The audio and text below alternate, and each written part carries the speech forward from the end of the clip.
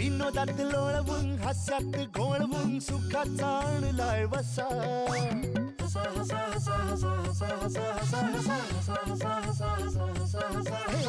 मजेच अस्वल करील गुदगुल्या पुढ्यात त्याच्या बसा गडबड लोळाल पाठवर पडाल खुर्ची पकडून बसा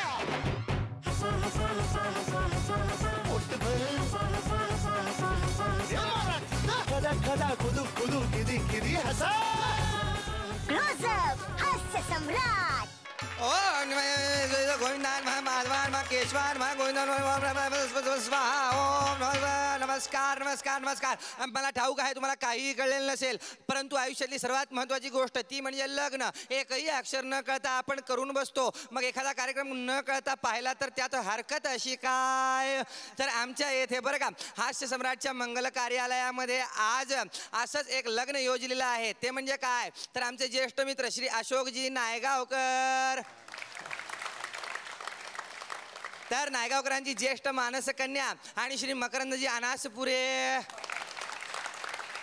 आणि अनासपुरे यांची भाची बरं का चिसौका म्हणजे चिरंजीव सौभाग्य कांक्षिणी हास्यलतिका हिचे स्वयंवर करण्याचे योजलेले आहे.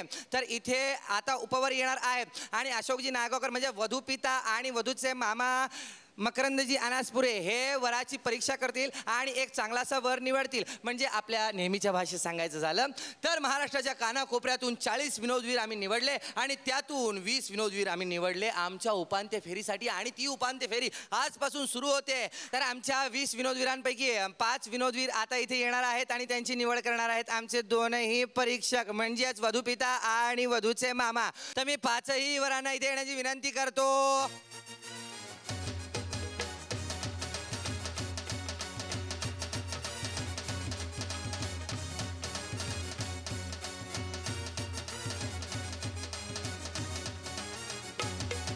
तर आता मी वधूपिता आणि वधूचे मामा यांना या वरांची ओळख करून देतो. सर्वप्रथम इथे आलेले आहेत आमचे नागपूरचा चांगडगुत्ता म्हणजेच मिर्झा एक्सप्रेस म्हणजेच मिर्झा बेग साहेब. पनवेलचा बत्ता घेऊन इथे आलेला आहे श्रीनिवास लखपती. पुण्याहून वपाक करून ढपाक करून आलेले आहेत फारुख सय्यद साहेब. आणि ऐश्वर्या राय यांनी ज्यांची खुलवली कळी ते आलेले आहेत किशोर बळी. आणि अरे देवा आमेय दाता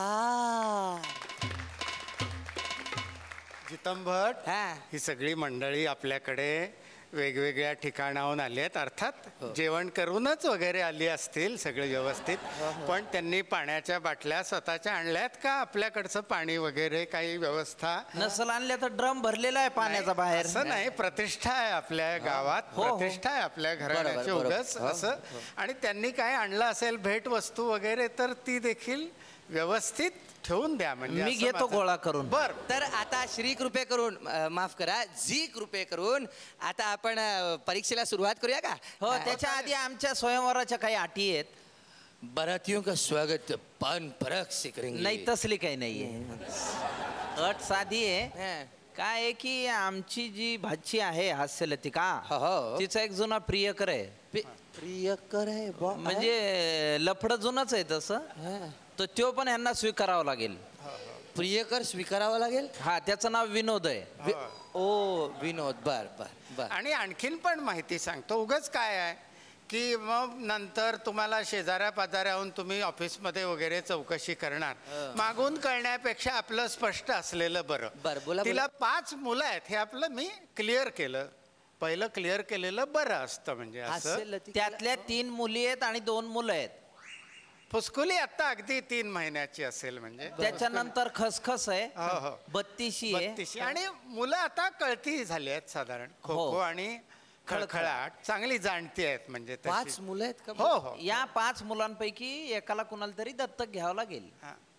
दत्तक घ्यायला तयार आहात तुम्ही. ते आम्ही ठरवू. बर ठीक आहे ठीक. आणि हे तर होच म्हणले पटकन. कारण घोड नवऱ्याला त्याशिवाय पर्यायच नाही दिसत. नाही का. आणि घोड नवरा चांगले तुम्ही नाव ठेवायला लागले. पण पुढची जबाबदारी पण नाही ना काही असंही पण नाही हो. पण तुम्ही नाव ठेवायला लागले घोड नवरा. तुमची मुलगी आधीच 5 मुलं, तिला आणखी कुठला नवरा मिळणार नाही. पण हा वा रे वा. बघा चॉईस पाहिजे हो तुम्हाला. हो. पण हा इकडचा कोपऱ्यातला मला जरा दिसत नाही लांबून, पण खूपच लहान अगदी मुलगा वाटतोय. त्याचा जरा वयाचा दाखला असेल.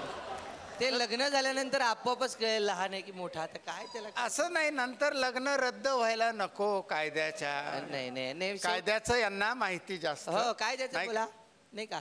हो आता स्वयंवराला सुरुवात करायला सुरुवात करूया स्वयंवराला. आता मी बाकीच्या चारही वरांना सांगतो, तुम्ही आपापल्या जागेवर जा. नाश्ता पाणी वगैरे वडापाव वगैरे सोय केलेली आहे तिकडे, ते खा आणि नंतर इथे परीक्षा द्यायला या. आणि यांना शुभेच्छा देतो नाही का, हे पहिलेच आहेत, तुम्हाला शुभेच्छा. चला बिगी बिगी बिगी.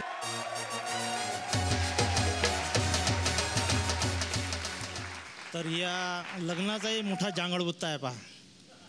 या मुलीचं म्हणजे हास्यलतिकेचं पहिलं लग्न झालं आहे, किंवा एक विनोद नावाचा तिचा प्रियकर आहे, 5 मुलं आहे, आणि माझ्यासारख्या घोड नवऱ्याला आणखी काय पाहिजे. मुद्दलही येऊन राहिलं आणि व्याजही येऊन राहिलं. त्यामुळे आपल्याला काही अडचणीचं काम नाही. म्हातारपणाची काठी झाली. बाकीचे शेजारी पाजारी आहेतच, काही प्रश्नच नाही. आणि प्रत्येक लग्नाचा जांगडबुत्ता वेगळाच असतो पहा. एका कवीचं लग्न झालं, मग त्यानं असं ठरवलं की मी पहिल्यांदा जेव्हा आपल्या पत्नीशी बोलीन तो कवितेतच बोलीन. अशोक नागावकरासारखा असेल थोडासा तो. मग त्यानं मनातल्या मनात एक कविता लिहिली, आणि त्याची जेव्हा आपल्या पत्नीसोबत पहिल्यांदा भेट झाली, त्यानं आपल्या पत्नीला म्हटलं कवितेत की म्हणजे आजपासून तूच माझी भावना, तूच माझी प्रेरणा, तूच माझी कल्पना आणि तूच माझी कविता आहे. त्या पत्नीला वाटलं आज सारं खरं खरं सांगा लागते. ती म्हणे आजपासून तूच महा रमेश आहे, तूच महा सुरेश आहे, तूच महा उमेश आहे. म्हणजे असे अनुभव लग्नाचे. एका पुढाऱ्याचं लग्न झालं. आता त्याचा PA. या पुढाऱ्याची सवय कशी का मी जरा कामी आहो तू सांभाळून घे, मी जरा कामी आहो तू सांभाळून घे. आता याचं लग्न झालं. PA आला म्हणे साहेब ते मधुचंद्राचं काय, मी सध्या कामी आहे तू सांभाळून घे म्हणे. एका पहिलवानाचं लग्न झालं. त्याला तर कळेच नाही काय करावं, तर तो आपला दंड बैठकाच मारायला लागला. आणि मग पत्नीला म्हणे पंजा लढवतं का डायरेक्ट कुस्ती खेळायची म्हणे. आता तर लग्नाचं असं असते पहा. एका मुलीला पाहासाठी पाहुणे आले आणि तिला त्यांनी विचारलं तुला स्वयंपाक येतो तर म्हणे नाही, शिवणकाम येतं तर म्हणे नाही, झाडलोट करता येते तर म्हणे नाही, मग तुला काय येतं म्हणे अधूनमधून सर्दी पडसं येतं म्हणे. आमच्या एका मित्राची तर अशी अडचण झाली पहा. त्याच्या बापानं त्याला सांगितलं का तू पाहुणे आले तर झोल खातं म्हणे. आता झोल नाही खायची, काही विचारलं तर हो म्हणायचं, लहान गोष्ट मोठी करून सांगायची. समजा म्हणे त्यानं मुगाचा दाणा दाखवला तर भुईमुगाचा म्हणायचा. समजा म्हणे त्यांनी गिलास दाखवला तर गळवा सांगायचं. हा म्हणे आता तुम्ही घाबरूच नका म्हणे बापाले. आता म्हणे त्यानं बकरी दाखवली का मी म्हैसच म्हणतो म्हणे. आले पाहुणे आणि बसले. याला विचारलं म्हणे तू मॅट्रिक शिकला असशील. हा होता 7वा वर्ग. बाप म्हणे फुगून सांगायचं. हा म्हणे मी ग्रॅज्युएट झालो आहे म्हणे. ते बरं झालं त्यानं सर्टिफिकेट नाही मागितले. मग म्हणे तुझ्या घरी जे 20 एकर शेती आहे त्यातली 10 एकर आहे का म्हणे तुझ्या नावानं, सारी तुझ्या बापाच्या नावानं आहे. हा म्हणे सगळी शेती माझ्या नावानं आहे, मग बापच भूमीन आहे म्हणे. मग यायच्या अशा गोष्टी सुरू होत्या. याला आला खोकला. यानं खुक्कून केलं. पाहुणे म्हणे तुला खोकला झाला काय, नाही हो म्हणे मला तर TB आहे म्हणे. म्हणजे किती अडचणीची गोष्ट आहे बा. आणि हे पद्धत कशी आहे माहिती आहे का लग्नाची. दोघं नवरा बायको एका लग्नात गेले.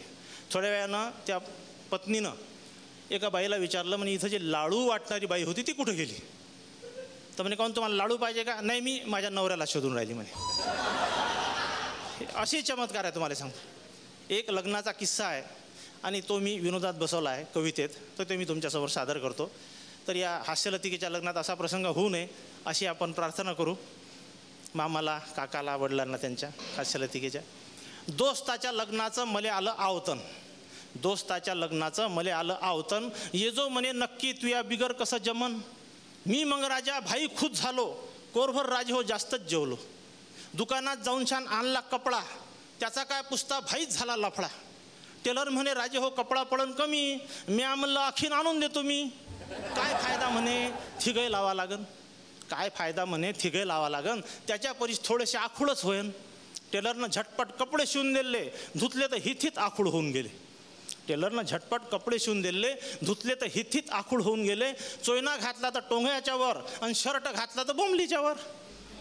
चोयना घातला तर टोंगळ्याच्या वर, शर्ट घातला तर बोंबलीच्या वर, शर्ट दिसे चोई लोक फिदी फिदी हासे, आणि चोयना कसा महाबहीण चड्डीले क दिसे. शिवा देऊन टेलरले गुच्चाप बसलो. ठरल्या दिवशी मी लग्नाला गेलो. मांडवाची राजे हो काय पुसता शान, पैशाला तिथं सा नव्हतीच वान. वरतून चोहीकून लावला होता कापड, आणि लाईटिंग पाहून तर मले आली झापड. एकीकडं आडवा एक पडदा बांधून होता, जाऊन शान पाहिलं तिथं संडास केला होता. एका लेम्या पुसलं इच्छा इथं कसं, म्हणजे इथंच जेवतील आणि इथंच जांगडबुत्ता करतील का लेखाचे. एका लेम्या पुसलं इच्छा इथं कसं, थो म्हणे तोंडापाशी नाक राहते जसं. एका लेम्या पुसलं इच्छा इथं कसं, थो म्हणे तोंडापाशी नाक राहते जसं. खूप म्या पाहिलं मांडवातनी फिरून, मोका ढोर येते जसं वावरामंदी चरून. लगन वेळ झाली मग अंतरपाठ धरला, नवरीच्या समोर नवरदेव उभा केला. दोस्त महा पहिलचाच होता लकडछाप, आणि 2 मिनिटं उभा राहिला का त्याले लागे धाप. आधारासाठी म्हणून मी बाजूले झालो उभा, हे पाहून भटजी मले म्हणे कागा. म्या म्हणलं त्याले तू गुच्चाप बस, 2 दिन जांबाडीच करशील ठस ठस. मंगलाष्टक कसे मग झाले सुरू, पाय दुखते म्हणून दोस्त करे कुरुमुरू. एकदाचं कसं मग शुभमंगल झालं, एकमेकाच्या गळ्यातनी मग माय टाकणं आलं. नवरदेवानं नवरीच्या गळ्यात टाकली पहिले, तवाच त्याचे पाय कसे डल हाले. नवरदेवानं नवरीच्या गळ्यात टाकली पहिले, तवाच त्याचे पाय कसे डल हाले. आणि दोही हातात धरून नवरीनं मग हारवर केला. दोस्त महा तवा होता भाईच गवून गेला. खाली पल्ला उचलाले मी मान खाली केली, आणि चुकून नवरीनं माया महाज गळ्यात टाकून दिली. खाली पल्ला उचलाले मी मान खाली केली, चुकून नवरीनं माया महाज गळ्यात टाकून दिली. मी भाई घाबरलो, लोक झाले थक, भीतीनं छाती माही करे धक धक. आणि कोणीतरी म्हणे चूक दुरुस्त करून घ्या, आणि याच्या गळ्यातून काढून त्याच्या गळ्यात टाकून द्या.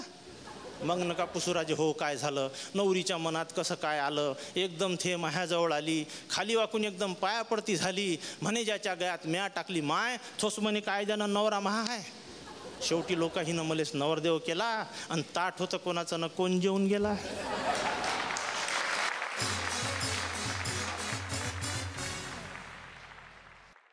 काहो या वराचं लग्नाबद्दल संशोधन उत्तम आहे. काय आहे, मुलींनी मुलांना नकार देण्याचे दिवस आता आलेले आहेत. तुम्हाला माहीत नसेल तर सांगतो गुरुजी बरं का. 1000 मुलांमागं 943 मुली आहेत, म्हणजे 57 नवरोजींना 57 वरांना लग्न न करता असंच वणवण हिंडत राहावं लागणार आहे. तुम्हाला सांगतो गुरुजी, तुमचं लग्न झालेलं नाही आहे, चान्स आला तर उरकून घ्या. खरंच ना, असंच राहावं लागेल. नाही खरंच आहे. 57 तुम्ही बसणार. आता तू लग्नाच्या वयातला आहेस, काही काळाने कोंबून बसवावं लागेल लग्नाच्या वयात. हे पहा आता म्हणजे काय, हे बघा हे असं आहे मामा कसं काय. नाही, तुमच्याविषयी आदर आहे आम्हाला म्हणून आम्ही बोलतोय. अदरवाईज वेगळंच काहीतरी. असो तर आता आपण काय करूया, कुठल्या मुलाला दत्तक द्यायचं ते ठरवू. हा ठरवूया लगेच. मामा काय म्हणतात, मामांनी 32 दत्तक दिलेले आहे तुम्हाला.